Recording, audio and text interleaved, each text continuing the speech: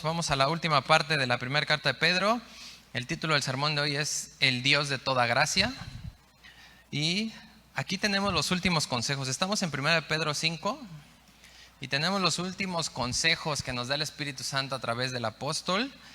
Y ya habíamos visto 3, del versículo 1 al 7 se nos dan 3 actitudes para nuestra mente cristiana, ¿verdad? Hablábamos de la sujeción, también hablábamos de la humildad y hablábamos de la confianza en Dios, pues Él tiene cuidado de nosotros. Y aquí, a partir del versículo 8 hasta el 14, pues vamos a ver que nos sigue dando muchos consejos el apóstol, porque mira, esta carta habla de sufrimiento.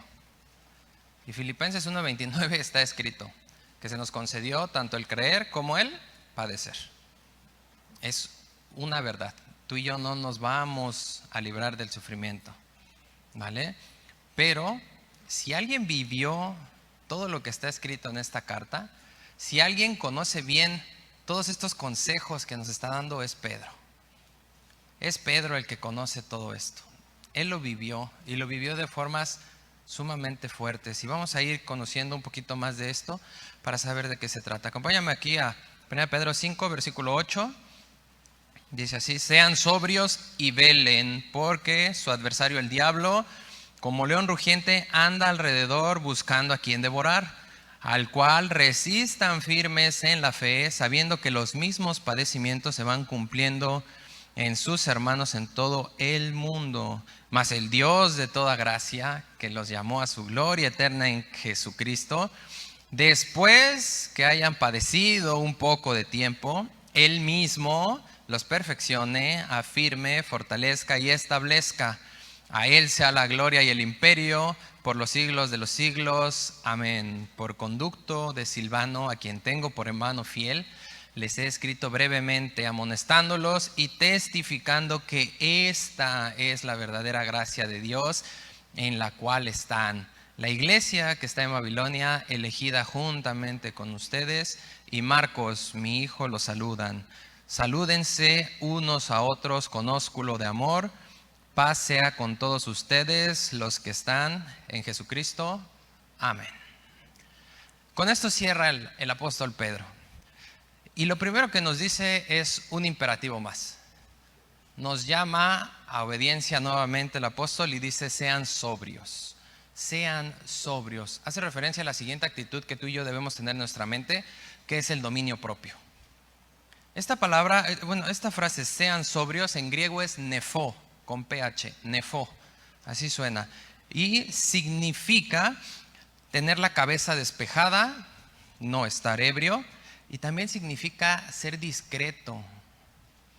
Ser discreto. Esta definición me llamó mucho la atención porque pues a lo mejor muchos podemos decir, bueno, sí, yo soy discreto, ¿no? Yo sé cómo chatear ahí con la secretaria sin que nadie se dé cuenta. No, eso no es discreción. Eso es jugar con fuego y es no tener temor de Dios. ¿Sí? La discreción está definida de esta forma: hacer, decir o pensar algo procurando no cometer ligerezas o imprudencias. A esto nos llama Dios. Mira, si tú y yo no tenemos la cabeza despejada, si tú y yo no estamos libres de cualquier producto embriagante, y cuando digo cualquier producto embriagante, no estoy refiriéndome a una cerveza o a una botella de alcohol, no. Cualquier cosa que te embriaga, tu teléfono, aquí todos somos pero bien embriagados por el teléfono. De hecho, muchos venimos ahí ya todavía medio crudos de tanto teléfono, ¿verdad? Sí, todos aquí somos bien embriagados por el teléfono. ¿Te embriaga el dinero? ¿Te embriaga ver hombres y mujeres? ¿Qué te embriaga? Es eso. Es eso. No, Dios aquí no está nada más señalando a aquella persona que no puede controlar la bebida alcohólica. No. Nos está señalando a todos, porque todos con algún producto perdemos la cabeza. Todos. Y esta es a la sobriedad a la que Dios nos llama, a que mi cabeza esté despejada para que entonces yo pueda procurar y mantener protegida mi mente y pueda estar lúcida para poder hacer lo que Dios quiere que haga. Mira, la carne A la carne le encanta la distracción. Y ya vimos que Pedro nos dijo que la ansiedad produce distracción en nuestra mente. Nos distrae de aquel que cuida de nosotros y queremos cuidarnos nosotros. Y eso le encanta a la carne. A la carne le encanta estar distraída, que tú y yo le demos de comer con distracciones. Mira, entre tú más vivas por distraerte o por entretenerte, más vas a estar a merced de tus deseos y concupiscencias. Dios no nos trajo a una nueva vida para entretenernos. Dios no está preocupado, hermanos y amigos que nos visitan, por hacernos felices. Sí, suena fuerte, sí, suena fuerte, pero es la verdad. Dios no está aquí haciendo lo que hace para hacerte feliz. Dios está cumpliendo su propósito. Y ¿sabes qué? En su propósito hay una felicidad implícita mucho mayor para tu vida y para la mía que lo que tú y yo imaginamos como nuestra felicidad. Es esto lo que Dios quiere. Quiere Dios que incluso esos sueños de un mundo color de rosa que también nos embriagan, los también aprendamos a ponerlos en el lugar correcto y a venir a la verdad de Dios para entender y poder tomar esto, poder tener una mente presta y lista, porque hay lucidez en nosotros. El hecho de que Dios unos versículos atrás nos haya dicho, échame toda tu ansiedad, ese hecho no nos puede dar una falsa seguridad de que, sí, Señor, pues ahí te va mi ansiedad y pues yo aquí, como decimos acá en Acapulco, no, pues yo me echo a la hamaca, pásame un coco y ahí tú resuelve, ¿no? Yo ya yo me humillo y ahí te va, ¿no? No. El echar todo ante Dios no es la comodidad y la cero acción, no. Pedro nos sigue dando imperativos activos. Imperativos que tú y yo todo el tiempo tenemos que estar trabajando. Todo el tiempo tenemos que estar tú y yo obrando lo que Pedro nos dice en estos imperativos, en estos consejos. Todo el tiempo tenemos tú y yo que tener esa sobriedad en nuestra mente para entender estos consejos tan importantes, para que mi mente pueda ser transformada, para que yo pueda adquirir la actitud correcta ante la vida y pueda vivir conforme a lo que Dios me pide. Y mira, a un lado, pegadito aquí, junto con pegado, decimos por acá, dice sean sobrios, y de inmediato nos da otro imperativo, Pedro. Sean sobrios y velen. El estar nosotros despejados de nuestra mente, hermanos, no implica en sí mismo la sobriedad, no implica ya una vigilancia. La sobriedad es lo que nos va a asociar a la vigilancia. ¿Sí? Si yo no estoy sobrio, yo no puedo estar alerta. Y esto es lo que significa la palabra velen. Velen en griego es gregoreo y significa estar alerta espiritualmente o vigilar. Entonces, un ebrio, pues todos creo hemos escuchado alguna vez alguna anécdota o historia o algún primo lejano la ha vivido. Nosotros no, por ahí la hemos escuchado, ¿no? ¿Qué pasa con el ebrio? Muchas veces termina robado y no sabe ni quién le robó, ni dónde perdió el teléfono, ni dónde le sacaron la cartera. ¿Por qué? Porque en ese estado él no puede estar alerta. Su mente está totalmente fuera de sí, sus sentidos no tienen control y no puede estar alerta. Y cualquier persona que pase sin usar fuerza le puede quitar lo que sea y él no puede estar alerta del peligro. Y tú y yo no podemos estar alerta espiritualmente si no estamos sobrios. Si no empezamos a trabajar en nuestra mente para sacar eso que nos embriaga y realmente poder tener lucidez para estar alerta. Tú y yo necesitamos de esta sobriedad para poder mantenernos alerta. ¿Por qué nos da estos dos imperativos? Esta última parte, Pedro constantemente nos da los porqués, pero este último capítulo, hermanos, es consejo y razón. Consejo y razón. Haz porque esto, haz porque aquello, haz por lo otro. Y aquí también Pedro nos lo dice, fíjate, versículo 8, sean sobrios y velen, porque, ahí enciérralo, subráyalo ahí en tu Biblia, enciérralo, márcalo, para que no se te olvide el por qué Pedro te está dando estos dos imperativos que van asociados. Necesitas tener los dos, porque tu adversario, el diablo, como león rugiente, anda alrededor buscando a quien devorar. Tenemos un adversario.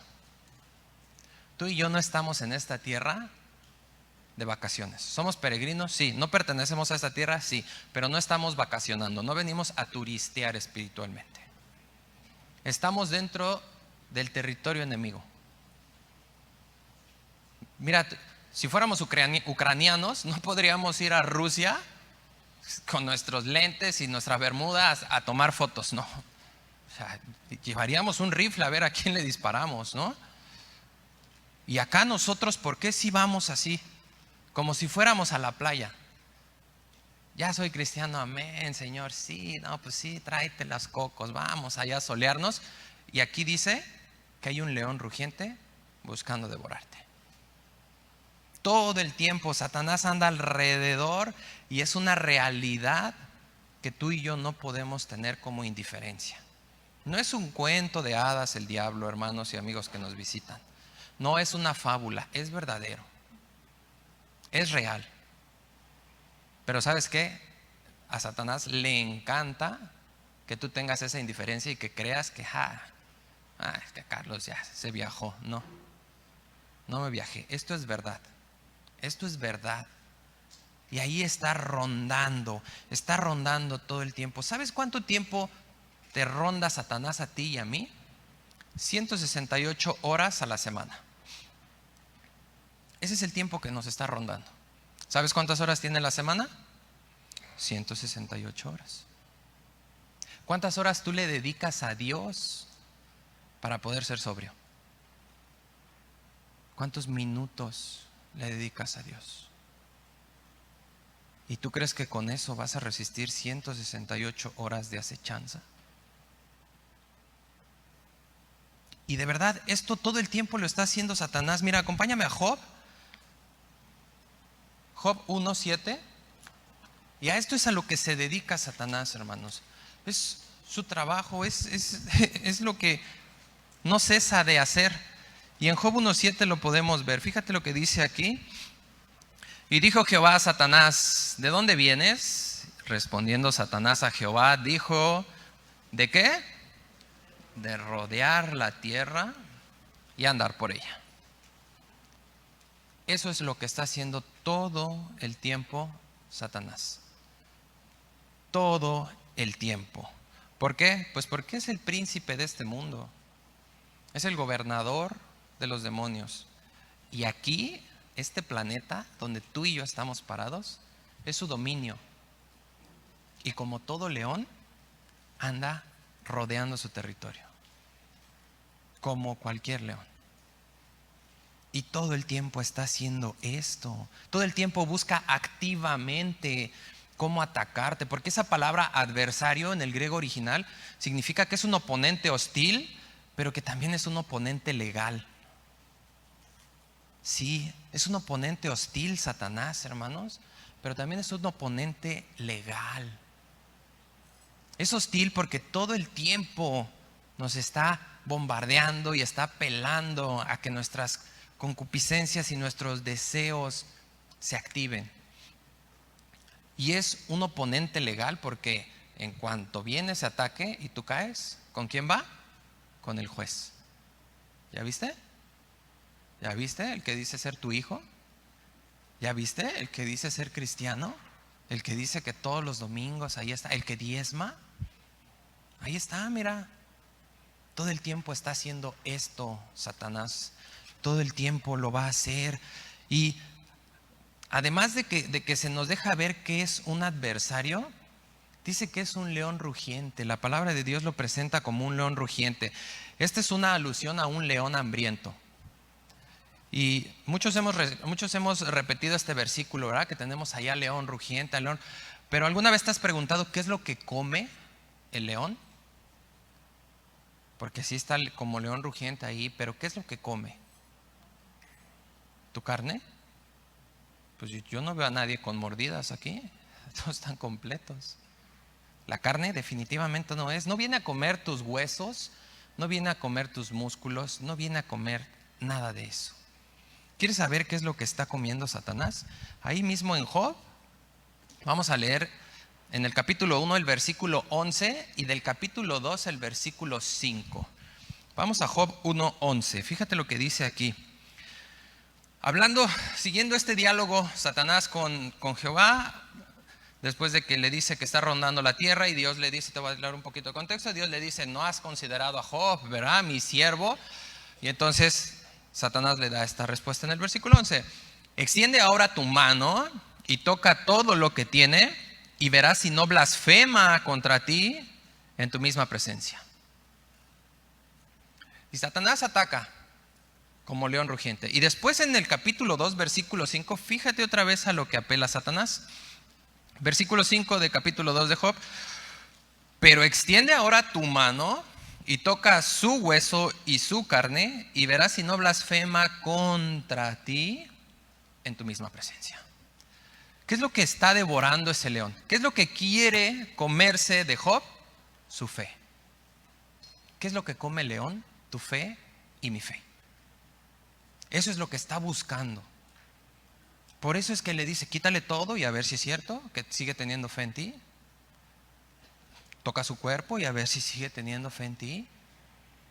Esto es lo que busca devorar el león. Todo el tiempo está claro que no es nuestra carne y que devora nuestra fe. La quiere consumir, la quiere destruir, hermanos. Satanás viene a robar, a matar y a destruir. Y este es un pasaje bien interesante porque mira, vamos ahí a Juan 10:10, acompáñame a Juan 10:10. Porque aquí hay una enseñanza muy importante en esto. Está hablando Jesús de la parábola del redil, ¿sí? Y en esta parábola nosotros leemos en 10:10 que dice exactamente esto: el ladrón no viene sino para hurtar, matar y destruir, ¿sí? Y nosotros consideramos a Satanás como el ladrón, ¿verdad? Pero si yo leo un poquito más arriba los versículos, Jesús está hablando de los falsos pastores, de los falsos maestros, ¿correcto? Este pasaje habla de falsos pastores y de falsos maestros. Y entonces podríamos deducir, no, es que no es Satanás, es el falso que va a entrar aquí a declarar mentiras y va a venir a robarnos, a matarnos y a destruirnos. Cuando nosotros estudiamos un pasaje o un versículo, hermanos, hay un contexto. Pero ese contexto no es nada más los versículos antes y los versículos después. Esa parte se le llama contexto inmediato. Pero el contexto tiene muchas partes. Hay un contexto general que en el caso de Juan es todo el Evangelio. Este versículo está aquí porque tiene que ver con todo el libro del Evangelio de Juan. Hay un contexto histórico también, en base a las tradiciones judías, en base a lo que hacían los judíos, en base al tiempo histórico que vivieron los judíos, lo que sucedía en ese tiempo histórico. Hay un contexto literario, de lenguaje, cómo usaban ellos el lenguaje, qué significan realmente las palabras de acuerdo al enfoque o a la dirección que le quieren dar a eso. El contexto abarca muchas cosas, no solamente un versículo antes y uno después. Y si yo me regreso a Juan 8, regrésate a Juan 8, versículo 44, Jesús empieza a reprender precisamente a todos los judíos y falsos maestros, a los escribas y fariseos. Los está reprendiendo y los está confrontando y les está enseñando que lo que hacen no está bien. Y aquí en Juan 8, versículo 44, aquí les dice qué es lo que realmente están haciendo. Juan 8:44 dice así: ustedes son de su padre, ¿quién? El diablo. ¿Y los deseos de quién? Son lo que quieren hacer. Esos falsos maestros roban, matan y destruyen por ellos. ¿De quién es ese deseo? Efesios 6:12 nos lo dice claramente, hablando de la armadura de Dios. Ustedes no tienen lucha contra falsos maestros, sino ¿contra quién? Principados, potestades, gobernadores de las tinieblas. Contra Satanás tenemos lucha nosotros, hermanos. Y esto es lo que viene a hacer Satanás: a robar, matar y destruir. Es esto. Él es el que está detrás, Él es la fuente detrás de toda persecución, detrás de todo ataque a la iglesia, detrás de todo lo que quiere oponerse a Dios y a su evangelio. Él es el opositor del evangelio. Él no quiere que les brille la luz del evangelio, quiere que se queden incrédulos para siempre. Lo dice en 2 Corintios 4, del 3 al 4. Él constantemente lucha, es un adversario, realmente es un adversario que no quiere que el evangelio avance, no quiere que la obra de Dios avance. No está en ti y en mí. Nadie aquí se despierta y dice, bueno, pues hoy voy a luchar contra la iglesia.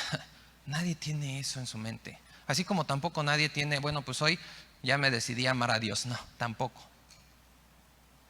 Tampoco. Y esto es lo que está haciendo Satanás en nosotros. Esto es lo que está buscando devorar de nosotros. Está buscando destruir nuestra fe. Y ¿sabes qué? Cuando él logra destruir tu fe, ya no le importa lo que hagas, ¿sabías? No le interesa lo que hagas. Y a lo mejor dices, ¿cómo que no le interesa? Pues yo creo que va a terminar de devorarme. No, no le interesa lo que hagas. Mira, acompáñame a Efesios 2. Y vas a ver la razón por la cual a Satanás ya no le importa lo que hagas una vez que ha devorado tu fe. Efesios 2, 1 y 2. Dice la palabra de Dios: y Él les dio vida a ustedes cuando estaban muertos en sus delitos y pecados, en los cuales anduvieron en otro tiempo, siguiendo la corriente de este mundo, conforme al príncipe de la potestad del aire. El pecado, hermanos, tu pecado y mi pecado, tu inclinación al pecado y mi inclinación al pecado, está de acuerdo con el poder de Satanás, está de acuerdo con el gobierno. Y cuando tu fe y mi fe son devoradas, lo que hacemos es venir a Satanás y decirle, sí, aquí estoy, ¿qué vamos a hacer? 3 cosas vas a hacer cuando tu fe es devorada: pecar, pecar y... ya lo han hecho. Pecar, pecar y pecar. Es lo único que vamos a hacer. Eso es lo único. Y eso es lo que está interesado, sumamente interesado Satanás en devorar. Lo quiere destruir. Y a los creyentes, porque ya vimos que a los incrédulos les quiere cegar la luz, pero a los creyentes, hermanos, a ti y a mí nos quiere zarandear a través del sufrimiento. ¿Te suena esa palabra? Sí, ¿verdad? Sí nos suena esa palabra. Acompáñame a Lucas 22, 32. Lucas 22, 32. Y fíjate lo que dice aquí la palabra de Dios. Este es un pasaje muy, muy conocido. Permíteme tantito. Perdón, no es... Es Lucas, espérame tantito. Si es 22:32, ya me perdí. Sí, 22:32, perdón. Dice, hablando Jesús con Pedro, desde el 31, dice, dijo también el Señor: Simón, Simón, he aquí Satanás te ha pedido para zarandearte como a trigo. Pero, así es como siempre lo leemos, pero en realidad no dice eso en el original. Y aquí tampoco dice Satanás los ha pedido. No solo pidió a Pedro a Satanás, En este pasaje, hermanos, no solo fue Pedro pedido. Habla en plural. Los ha pedido es a él y a los demás discípulos. Porque él y los demás discípulos fueron zarandeados. ¿Y Cristo cómo terminó en la cruz?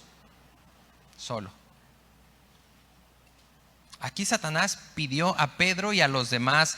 Y el 32 dice, pero yo he rogado por ti que tu fe no falte, y tú, una vez vuelto, confirma a tus hermanos. Este pasaje lo conocemos como la negación de Pedro, ¿verdad? Todos sabemos que Pedro lo negó, y esto me tocó compartirlo en un estudio de varones. Por cierto, hermanitas, si ahí está tu esposo sentado a tu lado, dale un zape para que escuche y se apunte ahí al estudio de varones, ¿va? allá que llegue con nosotros. Esto me tocó compartirlo y siempre nos enfocamos en la negación de Pedro. No, Pedro lo negó.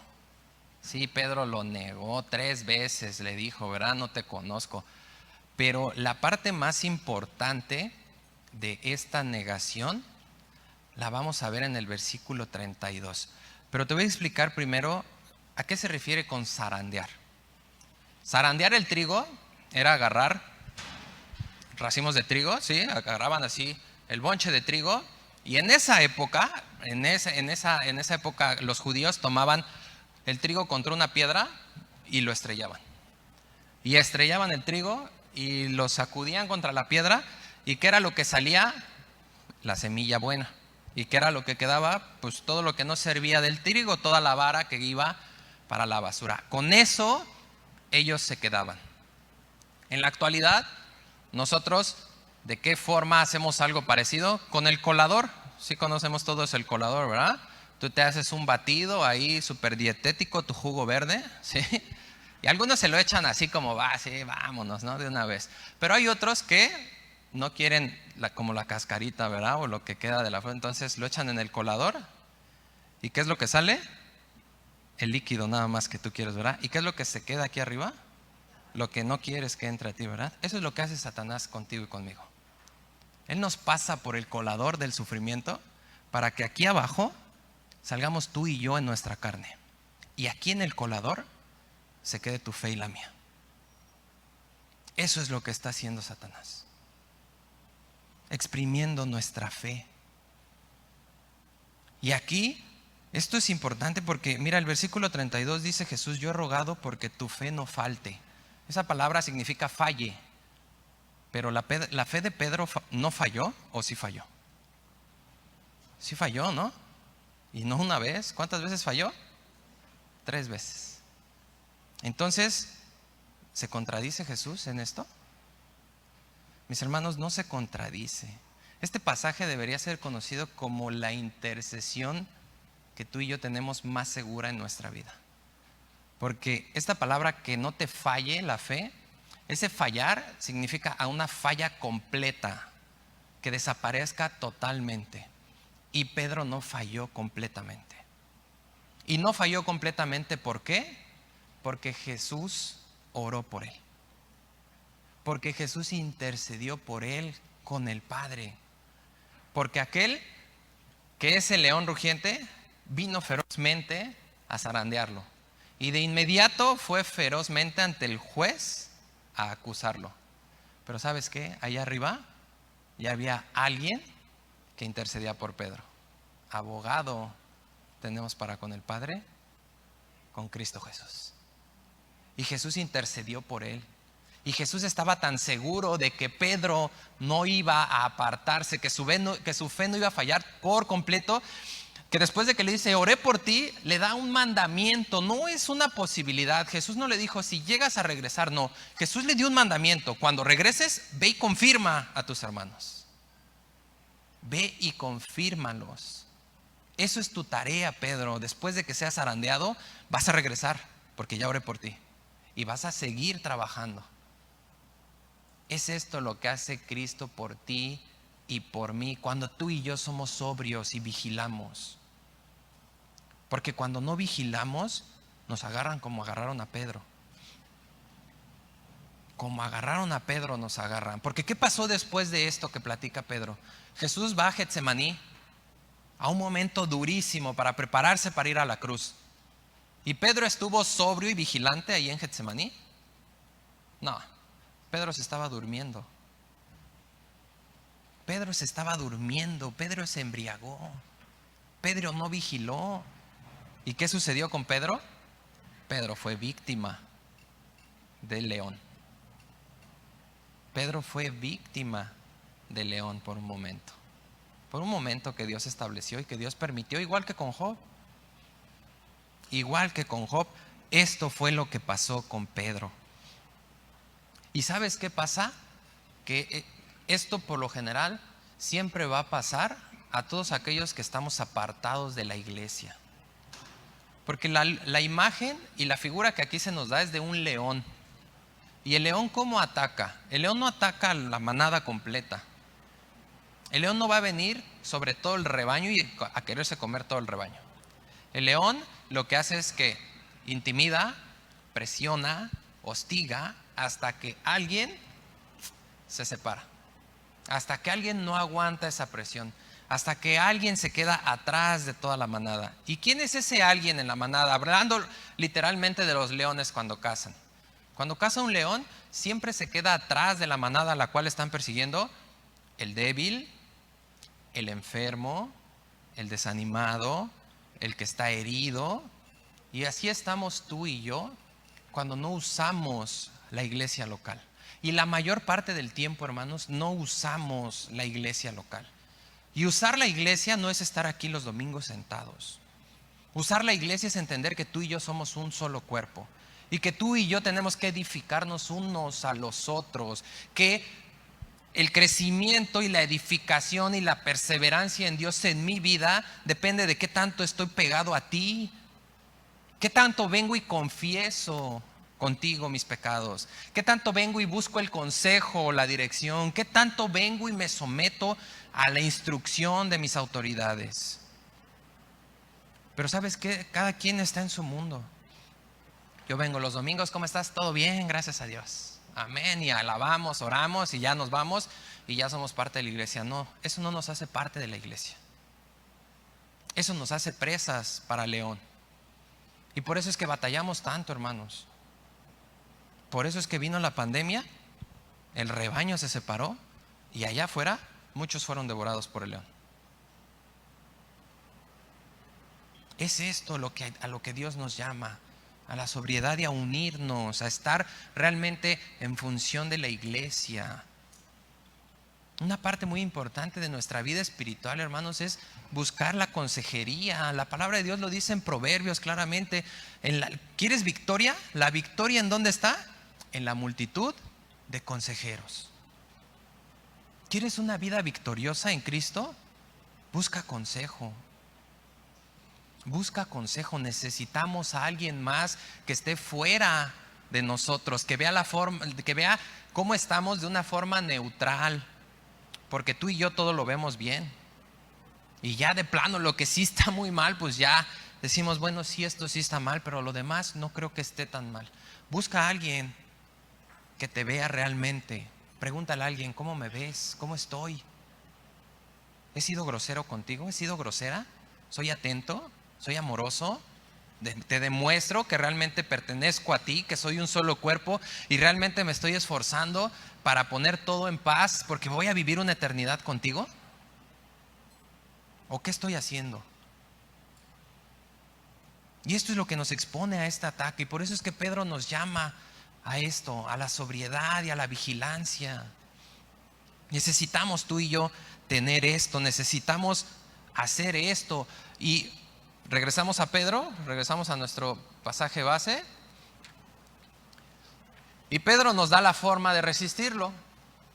Y entonces aquí tiene mucho sentido lo que busca devorar Satanás. Fíjate lo que dice el versículo 9. Al cual resistan firmes en la fe. O sea, lo que él te quiere quitar es lo que tú tienes que fortalecer. La fe. Porque mira, entre más fortalecida esté tu fe, cuando venga el león a querer devorar tu fe, lo único que va a hacer es llevarte a los pies de Cristo ese ataque. Y cuando Satanás se da cuenta que su ataque lo único que hace es llevarte a Cristo, él se aleja.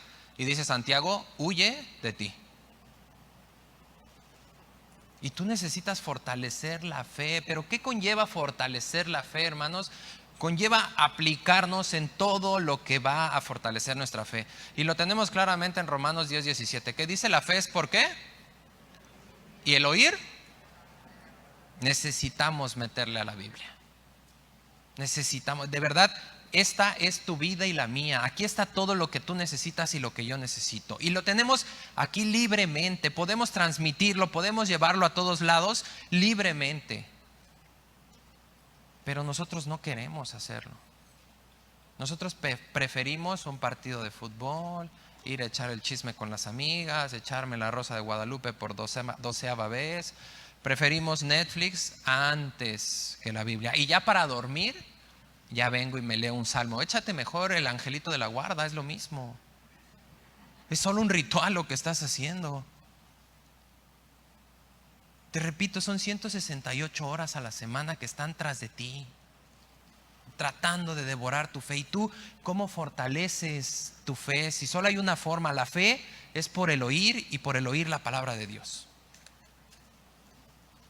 Esto es lo que tú tienes que hacer en intimidad con Dios, porque a lo mejor estás pensando, sí, yo me echo 10 prédicas al día en YouTube. No, espérame. ¿Es alimento? Sí es alimento. Pero tu tarea no es venir y que le den un gerbercito al bebé en la boca. No, tu tarea es venir y buscar el alimento en intimidad con Dios. Porque eso es lo que va a fortalecer tu fe. Vas a fortalecer tu fe. Y fíjate lo que sigue diciendo este versículo, versículo 9, al cual resistan firmes en la fe, sabiendo que los mismos padecimientos se van cumpliendo en sus hermanos en todo el mundo. ¿Qué tiene que ver que tenga que fortalecer mi fe sabiendo que en Asia persiguen y matan a cristianos? ¿Qué tiene que ver eso? Si realmente yo pensar que, en Asia mis hermanos los están matando, ya tengo más fe, Señor, amén. ¿Sí funciona así? Dios no hace referencia a eso en este pasaje. Dios hace referencia a que debemos estar firmes en la fe en dos aspectos. Número uno, que es una verdad y que tú tienes que creer y estar convencido que Satanás es un león rugiente que te quiere devorar como a los demás en todo el mundo. Actualmente y en esta época que Nerón andaba tras de los cristianos, aventándolos a leones, exhibiéndolos, quemándolos, despedazándolos. Tanto en esa época como ahorita, tú debes creer que ese león sigue buscándote devorar. Pero también tú debes estar firme en la fe que Jesús es Dios por sobre todas las cosas y que las ovejas son suyas y lo que está en su mano, nada lo va a arrebatar. En eso tienes que estar firme. Porque si tú estás firme que hay un león, ¿quién si viera un león aquí se queda jugando Candy Crush? ¿Qué haces si ves un león? ¿No buscas el refugio? ¿No avientas al primero que tienes a tu lado y que se lo coman él y ahí nos vemos? Haces algo para salvarte, ¿no? ¿Y por qué si hay un león no vienes al único lugar donde puedes salvarte? ¿Por qué dejamos de lado esto? ¿Por qué somos tan indiferentes en esto? Estamos siendo enfriados y siendo adormecidos y anestesiados con todo lo que día a día se nos inyecta para embriagarnos y perdemos de vista esto que es tan importante. Necesitamos tú y yo mantenernos en esta fe firmes. Necesitamos mantener la fe en Dios, que Dios es Dios, dice Deuteronomio 7:9. Es un versículo que nos habla a conocer a Dios y lo primero que nos dice es: estén quietos, cálmense, paren todas sus locuras, sus planes, quietos todos y conozcan que Dios es Dios. Es lo primero que tienes que conocer. Porque si tú quieres conocer primero que Dios es amor, sí, va a estar padrísimo. Pero el día que en su soberanía Él permita que el león venga a zarandearte, eso ya no va a encajar con tu supuesto conocimiento de que Dios es amor. Tú debes conocer primero que Dios es Dios y Dios es soberano. Y Dios hace lo que hace cuando hace, lo hace porque Él es perfecto. Porque Él tiene la capacidad de decidir y planear de forma perfecta. Porque Él es inmutable. Porque no importa que Pedro falló, Cristo no falló. No importa cuánto peques. Si tú ya eres salvo, vas a seguir pecando. No es un permiso para pecar. Dios no nos da permiso para pecar. Si tú eres salvo, dentro de ti realmente de forma natural, por ser una nueva criatura, va a haber una lucha contra el pecado. Si tú no luchas contra el pecado y tú estás entregado al pecado y vienes aquí nada más los domingos, pero allá afuera sigues haciendo lo mismo y no sales de la pornografía, no sales de la fornicación, no sales de robar, de alcoholizarte, no nos engañemos, no eres cristiano. Tiene que haber de forma natural que salga de nosotros, no por nosotros, sino porque el que está ahora en nosotros. Debe haber una lucha contra el pecado. Y Dios, en su inmutabilidad, que es uno de sus atributos incomunicables que tú y yo no podemos imitar ni entender al 100%, pero sí lo que nos deja ver la Biblia. Dios es el mismo ayer, hoy y siempre. Así como nos amó en la eternidad pasada, antes de crear todo, y ese amor lo llevó a no frenar la creación, sabiendo que íbamos a fallar, sabiendo que íbamos a estar en esta condición. Así lo sigue haciendo y lo seguirá haciendo. Su amor no cambia por ti y por mí. Esto es lo que es Dios en su inmutabilidad. Es algo que estamos estudiando con los jóvenes. Si tienes jóvenes, mándamelos el viernes aquí para que agarren la onda y despierten los chavos. Pero es algo muy importante. Debemos conocer que Dios es Dios, que Dios tiene este atributo que nunca va a cambiar. Y que si me salvó no por mí, me salvó por Él, porque Él decidió, Él amó, Él hizo, y a Él sea la gloria. No es por tu habilidad, no es por tu buen parecido, no es por tu dinero, es porque Él así le plació establecerlo. Esto es a lo que Dios nos llama, a entender eso, a permanecer firmes en la fe, sabiendo que ha pasado y que seguirá pasando, que el león sigue atacando, pero que ha pasado y seguirá pasando, que Dios es más grande que cualquier cosa, y que si Él está conmigo, ¿quién contra mí? Es esto lo que Dios nos quiere despertar, hermanos. Por eso es que esta carta es el contexto, el sufrimiento. Todo el tiempo Pedro está hablando del sufrimiento que vamos a tener tú y yo. Pero es una de las cartas que más convicción crea dentro de la Biblia, porque nos afirma constantemente Pedro todos estos indicativos que son acciones que Dios ya hizo, que ya están hechas, que son una realidad. Y esa realidad lo vimos atrás, que tú y yo somos pueblo santo, somos sacerdocio, ya somos parte de la familia de Dios. Y Dios no va a dejar que el león despedace a sus hijos. Pero tú y yo necesitamos mantenernos en esto. Y por eso es que el versículo 10, fíjate lo que nos lleva el versículo 10. Mas el Dios de toda gracia, que nos llamó a su gloria eterna en Jesucristo, después que hayan padecido un poco de tiempo, Él mismo los perfeccione, afirme, fortalezca y establezca. Ahora Pedro empieza a usar palabras de bendición para tu vida y para la mía. Y ahora Pedro desvía toda nuestra atención al único digno. Mas ahora Dios. No dice más ahora tú y tus habilidades, más ahora tú y tu capacidad intelectual, más ahora tú y tu negocio. No, Pedro no dice eso. Pedro dice, más ahora Dios es el que va a seguir obrando. Se manifiestan aquí, hermano, en estos pasajes, hermanos, estamos apuntando hacia el carácter y la obra de Dios. Por su amor, Él sigue obrando. ¿Cómo? Con gracia. Y Él es el Dios de toda gracia. Y la gracia, hermanos, va mucho más allá. Es una definición que todos usamos. ¿La gracia qué es? Favor inmerecido. La gracia va mucho más allá de un favor inmerecido. Porque tú podrías venir y darme un dulce y yo no lo merecía, pero yo no te he hecho nada, ¿no? Pero ¿sabes qué?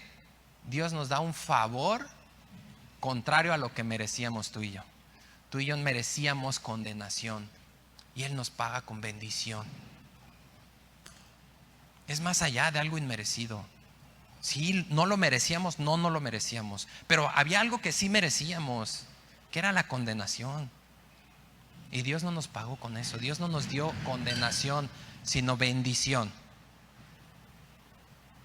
Son los ángeles que están contentos que estamos escuchando esto. No se preocupen. Están bailando ahí arriba. Sí. Es importante que entendamos esto. No importa de dónde has caído. Vas a seguir cayendo. Estamos en un proceso en donde Dios está sacando lo que hay en nuestro corazón. Pero más Él te va, aquí lo dice, fíjate, son 4 verbos. ¿Qué va a hacer Dios? Nos va a perfeccionar, afirmar, fortalecer y establecer. Esto es lo que va a hacer Dios, y esto va hacia una connotación de fuerza e inamovilidad que Dios quiere para ti y para mí. ¿Por qué necesitamos fuerza e inamovilidad o firmeza? Porque estamos en una batalla. Estamos peleando contra un león que no viene solo, viene con un ejército que gobierna de demonios. Es un león que es mucho más fuerte que tú y que yo. Pero Dios nos va a dar el poder para luchar contra eso y contra cualquier cosa. Pero no hay gloria sin cruz, hermanos. ¿Cuál es el pero? Encérralo también ahí en tu Biblia en un círculo, ahí o subráyalo, márcalo ahí en el versículo 10. Dice, después que hayas padecido un poco de tiempo. ¿Cuándo va a venir esto? Después de que padezcas. ¿Te es necesario? Sí, te es necesario. A ti y a mí nos es necesario sufrir. Mira, una vida fácil, hermanos, nunca hace en nuestra vida que todo vaya mejor. Nunca forma en nuestra vida el carácter que realmente necesitamos. Una vida fácil, hemos visto muchas veces a aquel niño que se le da todo y nunca se le dice que no. ¿Cómo termina? Como tú y yo, ¿verdad? Una vida fácil no nos lleva a eso. El sufrimiento, las pruebas difíciles, el dolor, todo lo que viviste en tu vida y todo lo que viví en mi vida es lo que nos hizo lo que somos ahora, ¿verdad? Es lo que formó el carácter, es lo que nos ayudó a mantener la actitud, a luchar, a prevalecer, a mantenernos, y aún lo que seguimos aprendiendo, y ahora con mayor propósito y con un mejor fin en Cristo, nos da un carácter y una forma a la imagen del Hijo de Dios. Y esto es lo que está haciendo Dios después de que padezcas por ¿cuánto tiempo dice ahí? Un poco. A Pedro no se le olvidó animarnos, hermanos. Estamos llamados a una eternidad con Cristo. Y lo que estamos pasando aquí, en comparación a esa eternidad, es poco. Y cada vez es más. Cada vez se acorta más ese tiempo. Cada vez más cerca está Cristo de nosotros. Pero ¿cómo nos va a encontrar? Jesús es una pregunta que constantemente hace y que yo constantemente repito. ¿Hallaré fe en la tierra cuando vuelva? ¿Realmente nos va a encontrar firmes? ¿O nuestra fe va a quedar en la coladera del sufrimiento de Satanás y nosotros en nuestra carne? ¿Cómo nos va a encontrar? Esto es una seguridad que Pedro nos da. Ya estamos llamados, es un hecho. Ya nos ve allá arriba en los lugares celestiales. Es una realidad. Es una realidad esto.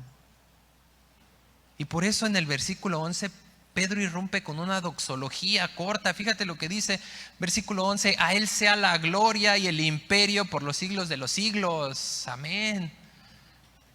Es una alabanza y una adoración que Pedro hace en ese momento.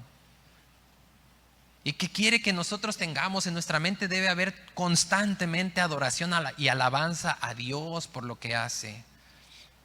Porque es bueno, aunque no cuadre en nuestros planes, es bueno. Y nosotros debemos conocer que es Dios, vivirlo. Vivir, dejar que Dios nos pase por ese proceso y dejar que sea Él en nosotros. Morir a nosotros, a nuestras perspectivas, a nuestras visiones y a nuestras creencias, y dejar que sea Dios quien se manifieste, y entonces yo pueda vivir y experimentar y pueda venir aquí y decir: es cierto, Dios es fiel. Es cierto lo que Dios me dice, su voluntad es buena, agradable y perfecta. Pero ¿realmente la has vivido? ¿Realmente podrías aquí ahorita confirmar y decir: sí, yo la viví y ya sé que realmente es buena, agradable y perfecta? A esto nos llama Pedro y nos dice: a Él sea la gloria. ¿Por qué? Porque de Él, por Él y para Él son todas las cosas. De Él viene todo, tanto el querer como ¿qué? Por eso es a Él la gloria. Porque en ti y en mí no hay nada, pero nos regresa a esa inmutabilidad. Su amor no cambia. y por su amor vamos a estar firmes en Él. No vamos a caer. Y por eso es que al final se despide con estas palabras. Pedro nos dice: por conducto de Silvano, a quien tengo por hermano fiel, les he escrito brevemente para dos cosas: para amonestarlos. Esta amonestación no es un regaño, sino es una exhortación, un llamado a que despertemos de forma urgente. Y también para testificar, dice. Pero para testificar ¿de qué? De que todo lo que nos escribe, que el sufrimiento que dice ahí, esta es la verdadera gracia de Dios. Y Pedro lo había vivido. Pedro había vivido cada una de esas cosas. Cada uno de estos aspectos Pedro lo vivió. Y nos deja el ejemplo el Señor a través de Pedro. Y además nos lo escribe. Nos lo escribe, ¿para qué? Para que podamos manifestar lo último que dice al final, versículos 13 y 14. La iglesia que está en Babilonia, elegida juntamente con ustedes, y Marcos mi hijo, los saludan. Salúdense unos a otros con ósculo de amor. Paz sea con todos ustedes, los que están en Cristo Jesús. Solo en Jesús hay paz. Amigo que me visitas, solamente en Jesús vas a encontrar la verdadera paz. Y es una paz que sobrepasa todo entendimiento. No es la paz que te ha dado tu trabajo, la paz que te ha dado que tienes dinero, la paz que te ha dado que tienes mujeres, que tienes droga, que tienes alcohol, porque eso no es paz. Eso es algo temporal que termina siendo vano y termina con peores consecuencias, si las has vivido. Solamente en Jesús encontramos esta paz. Solo en Él está esta gracia que podemos abrazar tú y yo. Solamente en Él podemos hacer esto, y esa paz nos va a llevar a manifestar ese amor. Nos va a llevar a poder saludarnos con un ósculo de amor santo. Nos va a permitir manifestar el amor que Cristo tiene por nosotros, sin importar lo que esté viviendo, sin importar cuánto esté sufriendo. Voy a estar fortalecido, voy a estar establecido, perfeccionado y afirmado en el amor de Dios, y voy a poder dar ese amor de Dios. A esto es a lo que nos llama, hermanos. No hay atajos. Tenemos que esforzarnos, sí, es gracia, sí, pero la gracia no está peleada con nuestro esfuerzo. Es gracia transformando nuestra vida para que nosotros nos pongamos en acción. Nosotros debemos ponernos en acción, hermanos. Sí, y podemos dejar todo por Cristo. Realmente, cuando entendemos esto, vamos a poder dejar todo por Cristo.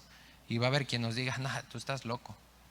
Pero la palabra de Dios dice que para ellos es locura, para los que se pierden. Pero para nosotros es poder de Dios. Vamos a orar. Padre bendito, Señor, te damos muchísimas gracias. Gracias, Padre, gracias por permitirnos estudiar esta carta. Gracias por mostrarnos la importancia y el verdadero bien que hay detrás del sufrimiento, y sobre todo, Señor, que nos permites conocer, y te rogamos que nos ayudes a saber que esté dentro de nosotros el que tú vas a estar ahí siempre, Señor, que va a haber amenazas, que va a haber cosas que vengan a presionarnos, que va a estar el león rugiente siempre allá afuera esperándonos, Señor, sin descanso, pero que tú también no duermes, Señor, que tú también estás al cuidado de nosotros, que tú vas a permitir que muchas veces venga y nos toque, pero que tú no vas a permitir nunca que seamos arrebatados de tu mano, que nada nos va a apartar de tu amor.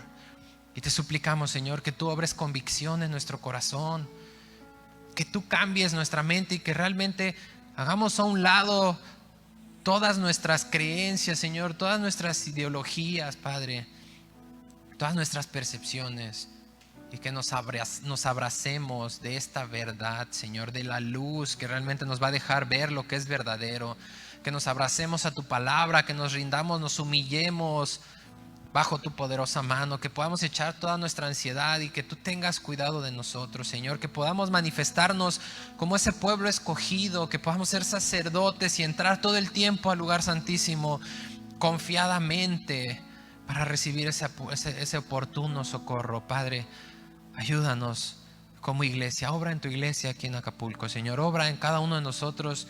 Y permítenos usar la iglesia correctamente. Permítenos ser un solo cuerpo para poder resistir firmes en la fe, Señor. Para poder estar unidos y todos funcionando bien, las coyunturas bien coordinadas, Señor. Y a ti, que todos te tengamos como cabeza, Padre. Y si tú no conocías a Cristo, si tú nunca habías oído acerca de esto y hoy quieres tomar esta decisión de seguirlo, hoy quieres ser parte de esta familia, te invito a que hagas esta oración con todo tu corazón y ahí en tu lugar puedes decirle así: Dios, yo no sabía todo esto, yo no sabía del porqué de mis ansiedades, yo no sabía que Satanás está todo el tiempo buscando quitarme la luz de esa salvación que tú ofreces, que yo pensaba que era aburrido, que era ridículo lo que tú decías, pero hoy sé que no venía de mí, sino aquel que quería devorar esa fe, y hoy no quiero que sea devorada. Hoy quiero que haga efecto en mi vida. Hoy quiero recibirte como mi Señor y mi Salvador. Creo en el sacrificio de Cristo en la cruz. Creo que murió, que fue sepultado y que al tercer día resucitó de los muertos. Y quiero que tú me unas a eso, Señor. Quiero que tú me perdones, Dios. Perdona mi vida, mis pecados, y escríbeme en el libro de la vida. Te recibo como mi Señor y como mi Salvador. En el nombre de Jesús. Amén.